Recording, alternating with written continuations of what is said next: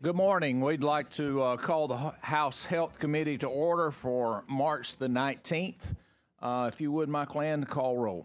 Representative Lee. Here. Representative Lipscomb. Here. Representative Hall. Representative Sorrells. Here. Representative Mooney. Here. Representative Warren. Representative Marcus. Representative Gray. Here. Representative Rafferty. Here. Representative Paramore. Representative Rigsby. Here. Representative Holt Jones. Representative DeBose. Here. Representative Shiree. Here. Representative Brinyard. Got a quorum. Very good. Thank you. We have a full house today. I would like to recognize the physical therapy students from Samford University. If you would, please stand. All right. Y'all should have been here last year. We had an interesting PT bill, so glad to have you and to see the process. And it's slow sometimes, but hopefully thorough. And we're very grateful, and probably, hopefully we won't need you, but probably we will down the road. All right, if you would, call the first bill. House Bill 384 by Representative Crawford.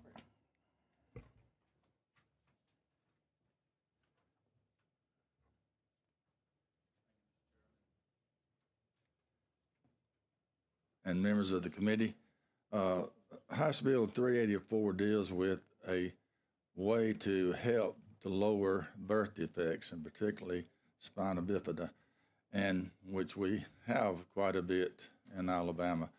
Over the years, we have fortified cornmeal, flour, grits, and things like that with vitamin, with folic acid, which is the vitamin B9. There's been a gap in some of those products over the years. Corn Mesa is a product that's used in making tortillas and taco shells and things like that. It is not fortified, and it's been the most amount of the birth defect occurs in Hispanics. As you know, if you had planned pregnancies, then they go through prenatal with vitamins and things like that. In some areas that doesn't occur. By fortifying with folic acid, these products, then it would help reduce that particular birth defects and save the state of Alabama $2 or $3 million a year. So that's what this bill deals with. Very good. Does anyone have any questions on this? Yeah, Representative Shiree. I was hoping no one would say that. But okay. Anyone else have any more questions? All right, we have a motion by Representative Shiree, a second by Brinyard. All those in favor for a favorable report by saying aye. Aye. Those against, nay. Bill thank you, passes. Mr. Chairman. You're very welcome. Members of the committee, I appreciate it. All right. Thank you. Call the next bill, please. Senate Bill 181 by Senator Kelly.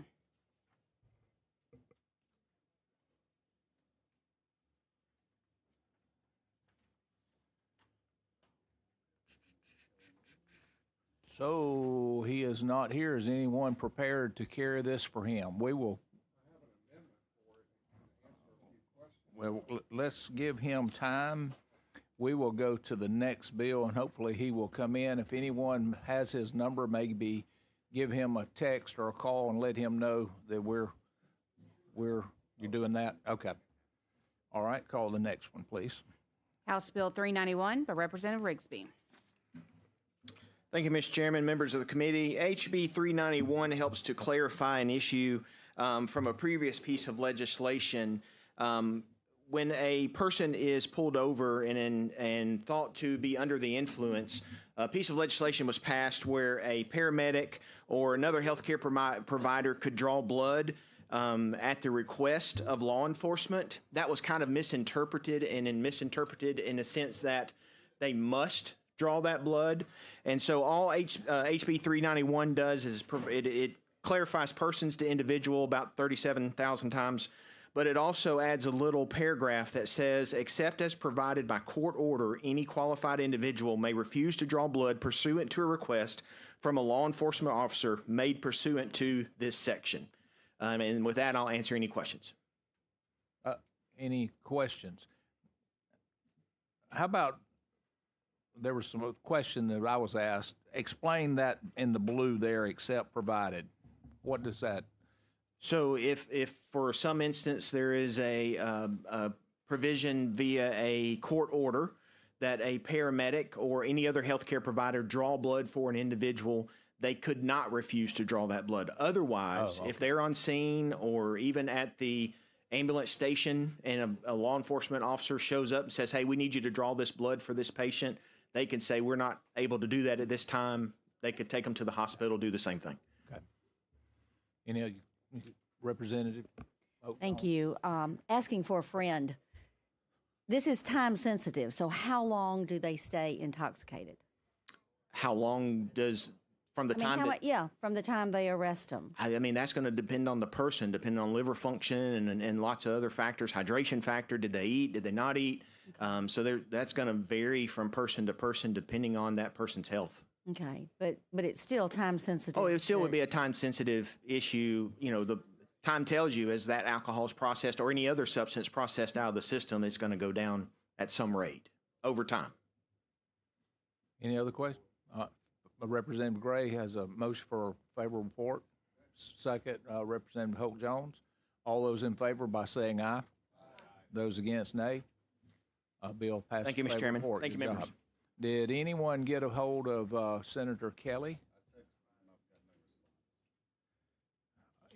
I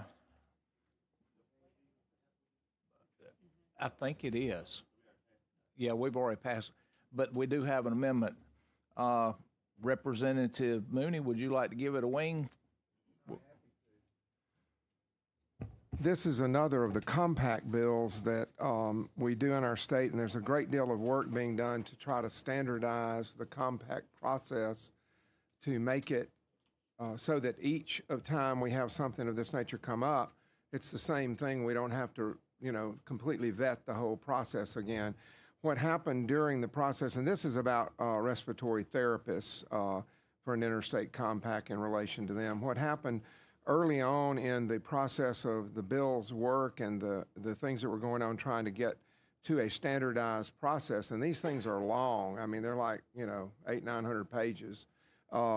There was some language that was put in that ultimately they decided was handled in a better way later in the bill, and so this amendment would be to replace lines 847 through 848 on page 31 with the following: in a court of competent jurisdiction where the principal office of the commission is. And it's a friendly amendment, I'm told, have been told completely on that. So I don't know that I know a lot of the details of the bill, but it is a compact bill that relates to respiratory therapists, just like we've done with pharmacists, we've done with a variety of other groups, and the efforts being made to standardize a process for the bills so that they won't have to be completely redone and, rechecked every time. Okay, just to clarify, this is the same bill that Representative Hassel had a week and a half ago. I believe that is correct. Okay, and we passed it. That's correct. Yes. If it's appropriate, sir, I'd move a favorable report. Well, we got to do the amendment. Well, I move to put the amendment on. Okay. I have a first and a second by Representative Gray to adopt the amendment that is in front of you. All those in favor by saying aye. Aye. Those against, nay. The amendment passes. And I'd move a favorable report on the bill, sir. Favorable report by Representative Moon as amended, and Representative Rafferty seconds that bill. As Ms. Hall walks in, we're going to let you vote on this one. All those in favor of favorable report as amended by saying aye. Aye. Those against, nay. Bill passes as amended with a favorable report. Before we leave, I think we would, I would love to, if someone to tell me the young lady's name that's just walked in, may be our youngest member or person to be in our committee. So stand up and tell us the name. of this child? So I'm Allison Price from Mobile, Alabama. We drove up this morning, so thanks for having us here. This is Sophia, my daughter. She's 4 years old. I know she looks quite small, but she has trisomy 18. And so we are here for Disability Advocacy Day. I'm not really sure a whole lot of what I could do here, but I prepared a speech about some of the things that we've kind of run into some problems with. So I don't know if I could do that here, or I know that it wasn't a public hearing.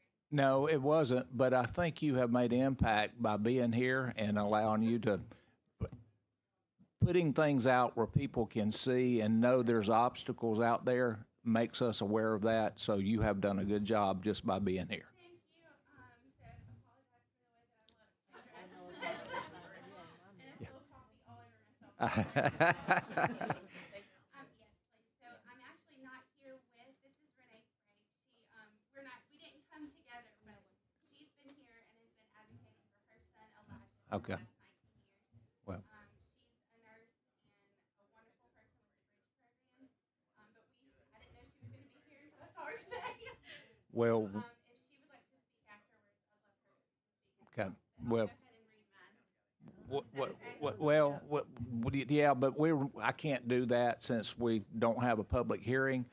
But what you have done by being here and having a few minutes telling us about this brings the attention to all of us, and it's very sensitive to me. That's what I do in my real job, run a nonprofit, work with people with disabilities. So it is very, very important that everyone can become as independent as possible and to remove all roadblocks.